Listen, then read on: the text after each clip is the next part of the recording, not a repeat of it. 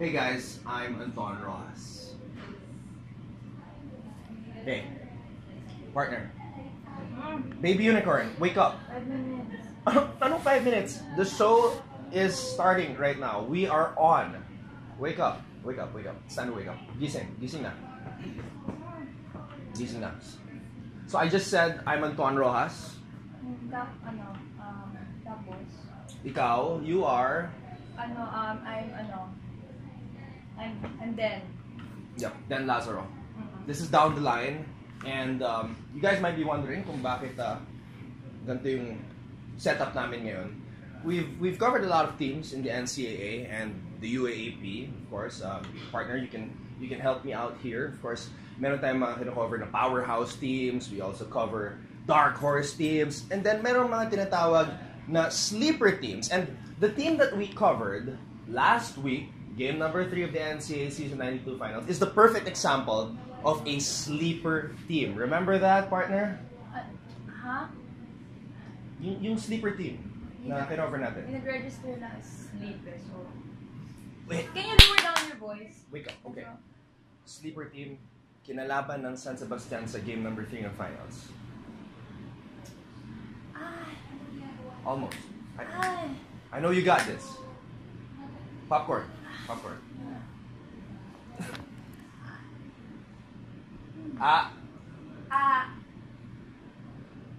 Arellano University. Arellano University. Okay.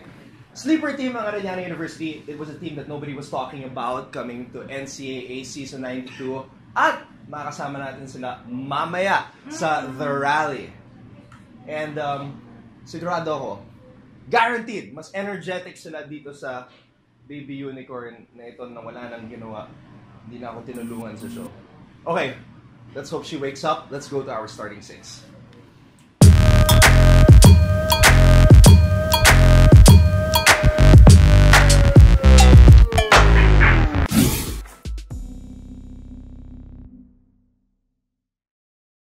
Last week, we were at the Phil Sports Arena where we covered game number 3 of the NCAA Season 92 Finals between San Sebastian and Arellano University. I totally did not see the Lady Chiefs sweeping San Sebastian. So congratulations to Coach Obed Javier as their team won their second championship in 3 years. Tama, it was a great win for the Lady Chiefs and nabalik nila yung corona sa Arellano. And last year, they weren't able to make it sa finals. This year, they came into the finals with a thrice-to-beat disadvantage against Baste.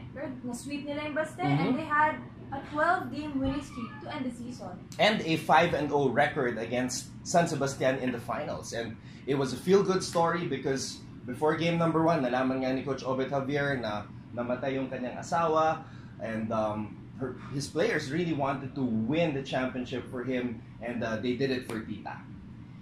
But on the sad part naman of that final series, syempre Baste wasn't able to make it this time, tulad ng last year, but this year na-sweep sila.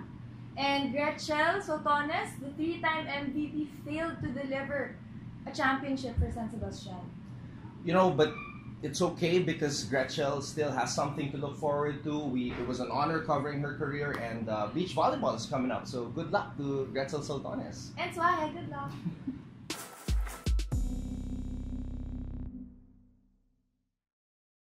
I know a lot of volleyball fans have been wondering, will Alyssa Valdez try out for the national team? Well, good news!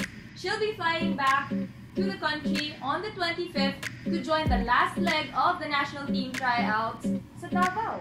And that's as promised because she did say na kung hindi man siya makapag-tryout sa Metro Manila or Cebu leg, she would go to Davao. And that's exactly what Alyssa is planning to do. Imagine she's going to be traveling from Thailand all the way down south to Davao para lang sa bayan. So if ever makapasok si Alyssa, this is going to be the second time that she will be representing the Philippines in the SEA Games.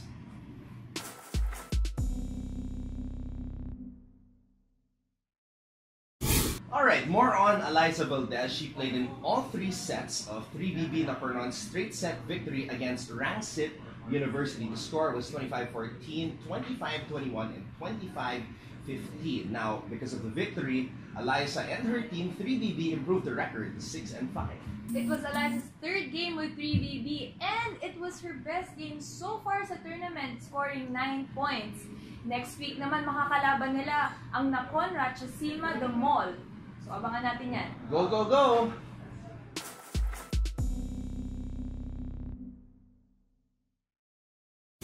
You know what then? Mika Reyes was awarded by the Philippine Sports Writers Association as the 2016 Miss Volleyball. Now obviously, this was because of Mika's splendid performance last year, her final year with De La Salle University, kung saan tinulungan niya Lady Spikers na maibalik ang corona mula sa Ateneo Lady Eagles. Tama, she had a great year last year and aside from winning the UAAP Championship, nakasama siya sa F2 Logistics Champion Team sa All-Filipino Conference sa PSL. And nakasama pa siya sa Magnificent Seven that played in the 2016 Women's Club World Championship. But above all that, syempre, what gave the nod to give Mika Reyes the Miss Volleyball title for 2016 was syempre yung impact niya sa sport. Lakas talaga ni Taft Tower.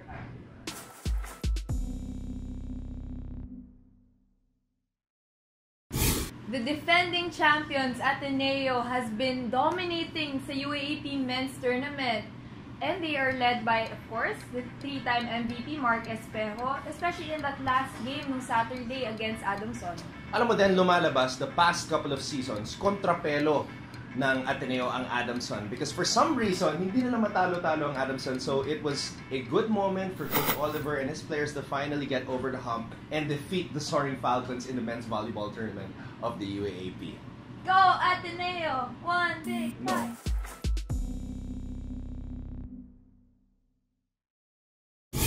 You know, we've only seen 8 match days so far in UAP Season 79, but the season has been absolutely incredible. And guess who's on top? UP 4-0. Wala pang talo. And you and I were there when we covered their straight set victory against no less than the defending champions. Tama, that victory snapped yung 16-game head-to-head losing slump nila against La Salle dating back to, I think, Season 70, where De La Salle had to forfeit all their second-round games. Well, nung Sunday naman, they defeated USC in 4 sets, extending their win streak.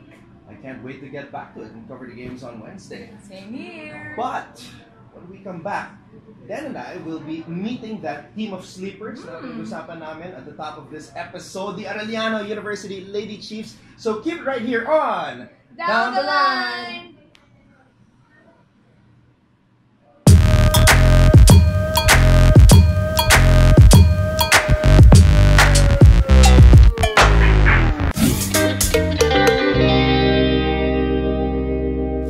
Hey guys, I'm Anton Rojas. And I'm Denise Lazaro. And you are still watching Down the Line, and we are with the new NCAA Women's Volleyball Champions, ang Arellano University Lady Chiefs! Yay! So, I wanna ask, first, syempre, si Ria Sante, ang Captain Ball. How does it feel to be a champion? Sobrang sarap sa pakiramdam. Parang wala ka nang iintindihan pagkatapos eh. Kasi graduating na. Nakapag-celebrate na ba kayo? Yes. Di pa. So, ano mga plano nyo? Friday. Nag-uusapan pa.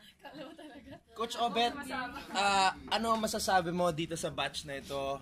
Ano ang hindi mo makakalimutan sa grupong ito na nagkampiyon? Yung pangalawang championship ng Arellano in NCAA history. Para sa akin yung nangyari kasi parang hindi lang basta team eh. Parang tinreat nila yung isa't isa as a family. Siyempre yung finals MVP natin, si Joey Brado. So how does it feel to be finals MVP and siyempre leading your team to another championship? Sobrang saya po syempre and nakaka-proud. Sabi mo nga nung interview mo, nung pinangalanan ka ng finals MVP na nung nag-champion kayo nung una, second stringer ka lang. And then ngayon, starting 6 ka, tapos nakapag-finals MVP ka, champion ka pa. So, ano yung mga improvements na ginawa mo and yung mga challenges na pinagdaanan mo? Madami po eh. Ang in-improve ko po talaga is yung depensa po. Lalo na po sa Blacklist na pinag-aralan ko po. Kasi pinagtatawanan nila ako dati. Halos hindi ako Bakit? sa nets. Bakit? Ano ba nakakatawa? Bakit pinagtatawanan ka? Kasi po, nag-dress po kami ng Blackpink. Eh, sila po tapos na ako. Ang tagal-tagal ko pa. May bilang po kasi yun. Diba? Yun, hard work pays off, diba? Alam mo, Dan, Finals MVP nga itong si Jovi. Pero para sa akin, maraming pwede maging Finals MVP ng series niyan. And ako personally, isa sa pipiliin ko kung ako yung binigyan ng chance na pumili ng Finals MVP, itong katabi ko dito. Small but terrible siya, guys. Rhea, sobrang underrated mo bilang setter. Sino ba ang idol mo na setter? Sino ba? Coach Obet. Nakita mo na maglaro si Coach Obet. Opo. Mas mas small but terrible. Oh! Pero si Coach Obet, kalmado din ba maglaro? Opo, nangasar pa nga eh. Isa pang silent operator dito eh. Nasaan na ba siya? Nasaan si Regine? Nasaan? So, ang laki rin ng improvement nito eh. X-factor rin siya sa game. So, ano yung mga in-improve mo sa games mo? At napaka-consistent mo for your team? Hindi naman po. Pero ikaw yung mga inaasahan sa team mo eh. I'm sure. Like, ang laki ng confidence na binigay sa'yo ni Coach Obet. Siguro yun po yung tiwala lang po. And also, syempre, yung mga middle hitters Oo, natin. kasi usap-usapan sa final series, malalakas daw yung mga middles ng Baste. Kasi tinignan ko yung mga numero eh. Halos 9 points. 9 points plus yung ina-average na sa finals. Pero, bumaliktad ang sitwasyon nung finals. Eh, na-outplay ni Andrea Marzan at ni Ann Esguerra yung mga gitna ng Baste. So, kausapin natin si Ann Esguerra. Hello. Forward. Yes. Ano ang feeling? At ano ba ang nagbago? Ano ba ang ginawa mo? Ano ba ang kinain mo? At sobrang ganda ng linaro nyo in the finals. Hindi po. Siguro po parang naging motivation lang din po namin yung mga ate namin na nawala. Kasi parang sobrang laki ng pinunan namin eh. Ni ate Anden. So, ayun. Parang motivation yun na na para mas mag-improve kami. Dalawa. Ito naman, si Andrea, ang pinakamatangkad. Ano? Wala ka rin eh. Hindi po, sakto lang. Ano ba yan?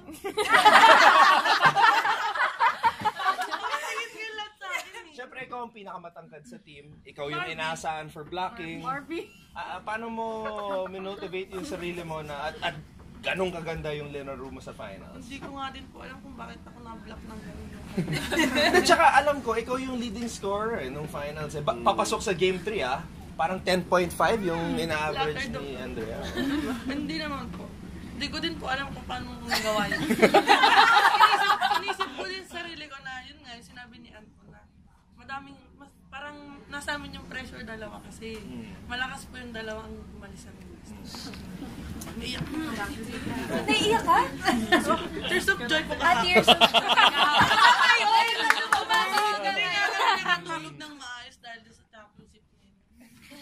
So, Coach, ano yung feeling na napag-champion mo ulit yung team mo?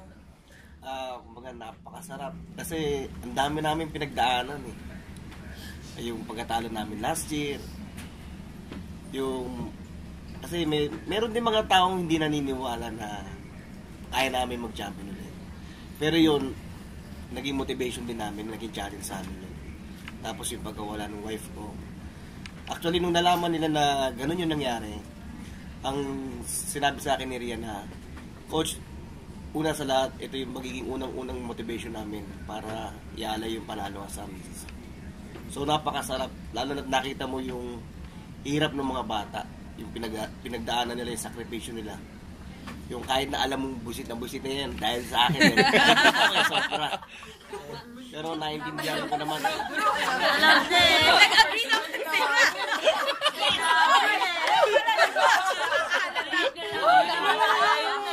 Kumbaga, kung hindi ko naman gagawin sa kanila yon, baka hindi namin uli makuha yung target namin. Tama.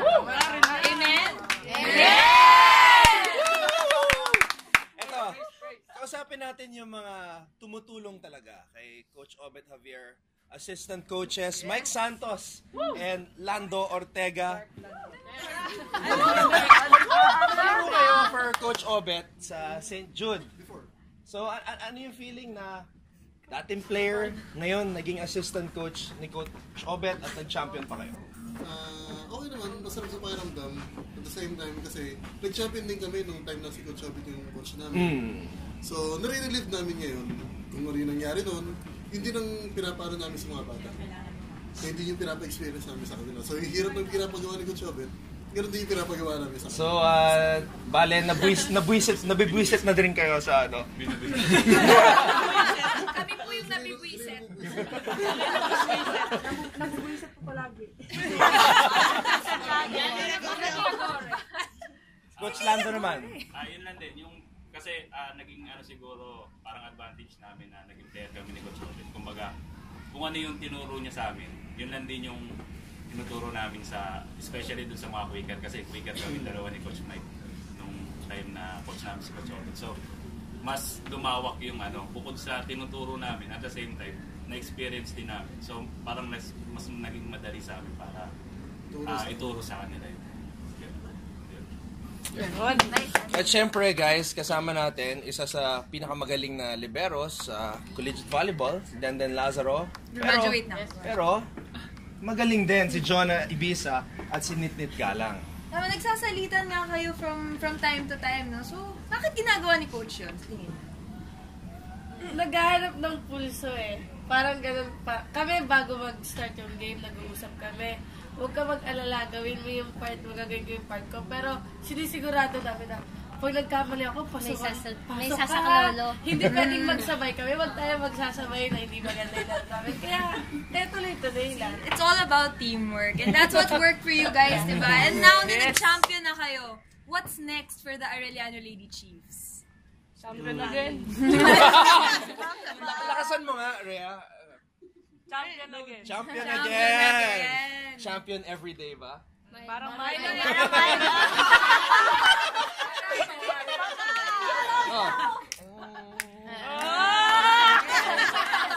Ito pag naglalaro, NR lang, pero makulit rin pala, no? Oo nga. Super. Idol daw kasi si Coach Obet eh. Alam mo guys, may kwento ko. Kasi dati nag-host ako ng barangay basketball clinic for SNA. Kung saan pumupunta kami sa mga barangay at nagulat ako na may nakilala akong player na naglalaro pala sa NCAA. Ito si... you won't miss her on the court eh kasi naka-lipstick siya, si Micaela Wanich. Yes! Miss Lipstick. Kasi champion sila dahil sa lipstick. Kaya lang, bago ang finals, natapilok si Micaela. Nakita ko meron kang balot sa paa. So, ano ba yung kwento? Ano yung kwento? Water story. Ano po? Training po, tapos papalo siyang big week. Ako po yung blocker. Tapos, ate ko dun. Tapos po, pagbagsak ko, medyo pumasok po siya ng, kasi po siya yung pumalo. Parang yung pasok niya po front. Pag-apo ko po, yun. Pero hindi ko po sinasadya. Hindi nga ba talaga? Nagkataon lang po, promise. Sorry na po talaga. So, kailan ito nangyari before mag-finals? February 2 po. Apo, magsi-semis po. okay lang, maganda ka pa rin naman sa TV eh. Sakto naka-lipstick. Ready. Okay, marami tayong nami-meet na characters sa Philippine volleyball. Si Chang Abi, syempre. Si pero, kung may Chang Abi ang Lasal, may Tia Gore daw ang Arellano. Sino ba si Tia Gore?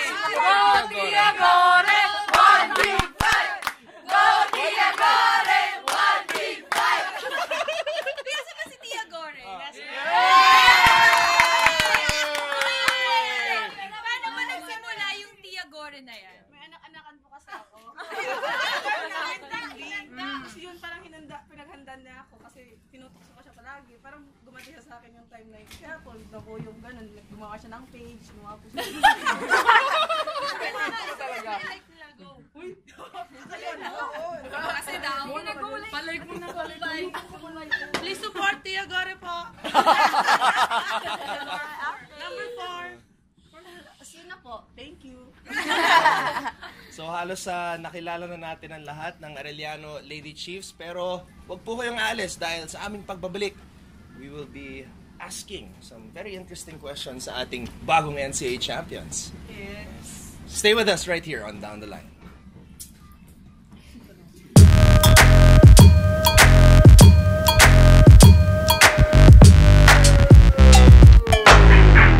Hey guys, you're still tuned in here on Down the Line with me, Denise Lazaro. And me, Anton Rojas, and now we will get to know more these new champions ng NCAA Arellano Lady Chiefs with this edition of Quick Sets. So, iba ang quick set natin for today dahil ang dami nila. Oo, ang dami. Buong team nandito plus the head coaches. So, Pati reserves pa. plus the reserve. So, like, the whole family's here. Family nga Pets sila, here. di ba? Family. So, our questions will be directed sa inyong lahat. Okay. So, most of our questions will Lahat be... pwede sumagot. Okay. Let's start with... Sino ang pinakamatakaw sa team? Wani! Ano yun?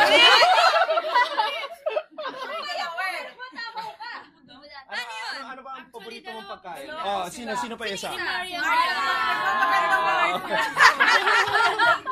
Grabe naman! Teka, Marian lang ba? Di ba Princess Marian? Princess Marian Ordonez. Sorry.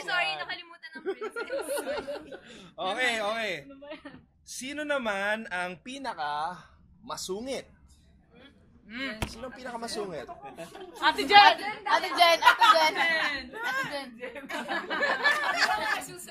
Okay. Sino ang pinakamatagal maligo? Wani! Mahalaga po kasi yan eh. Sampol!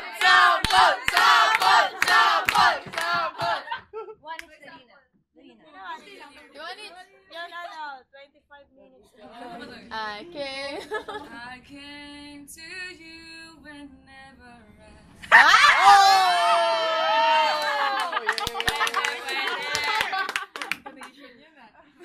Okay.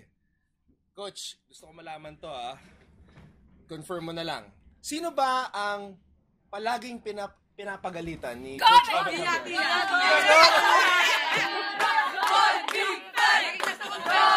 Bakit, Coach? Bakit? Makulit.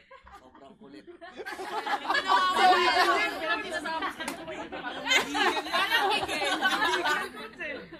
Okay. Eto. Sino ang crush ng bayan Yun. team? Gusto ko malaman to. Anis Gare!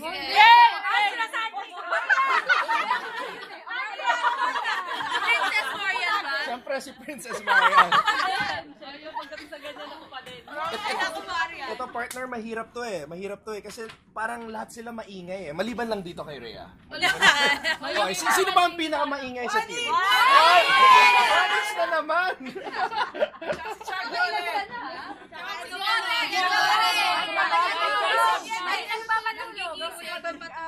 Alam mo, Mukhang tayo silang dalawa. sayang at na-injure si Wanich at hindi natin siya napanood. Oo nga eh. Maingay rin ba siya sa court? Opo. Nag-headbang yan. Okay, ito. Sino naman yung pinakamabait sa team? Hindi, coach! Coach, sino ang pinakamabait sa team? Mother Erica! Magpamadre ka? Wow, no boyfriend since birth? Yes! Okay, wait. Guys. Ano ba ang hinahanap mo sa isang lalaki? No boyfriend since birth. Isa pa ba? Okay. Si Erica muna, ano ba hinahanap mo sa isang lalaki?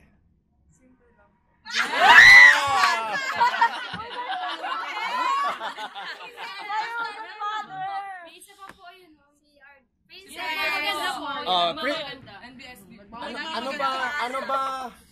Paano ba magiging karapat-dapat ang isang lalaki kay Princess? Paano maging prinsipe ni Princess Marian? Basta daw po pasmado. Kasi yung kaya hawakan yung kamay ko kasi pasalag. Kaya walang boyfriend kasi may nintay po ako. Sino?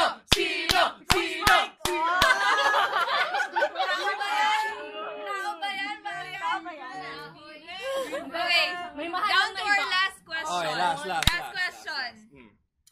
Sino ang pinaka bolero?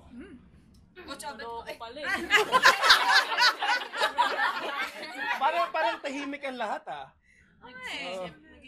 Mabait po kasi lahat Si Coach Mike.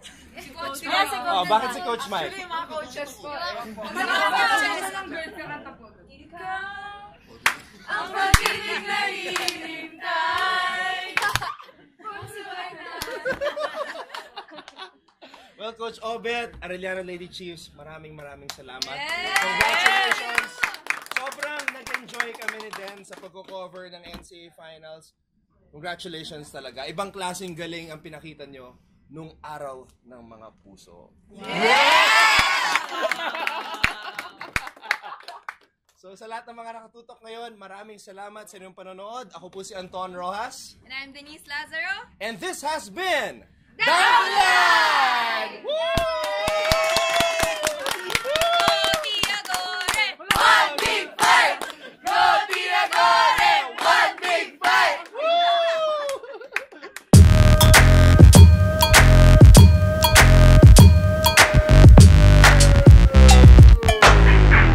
Anything can happen. We'll be coming back to the Philippines on the 5th. I know a lot of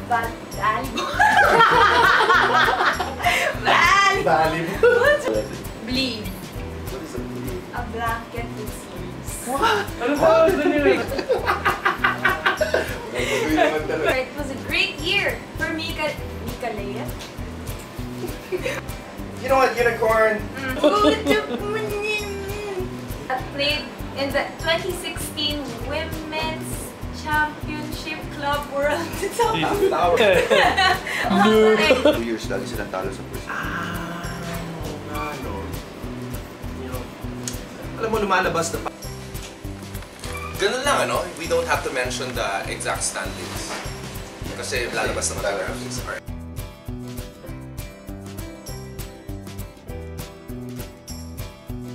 3, 2, 1. No.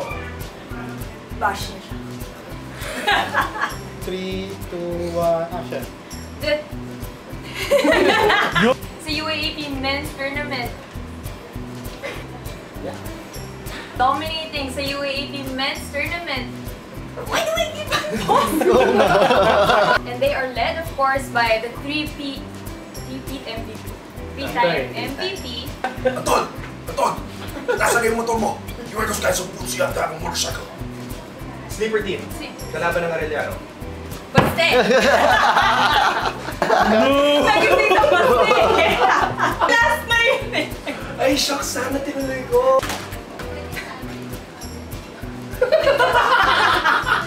Legit na dapat yung ano.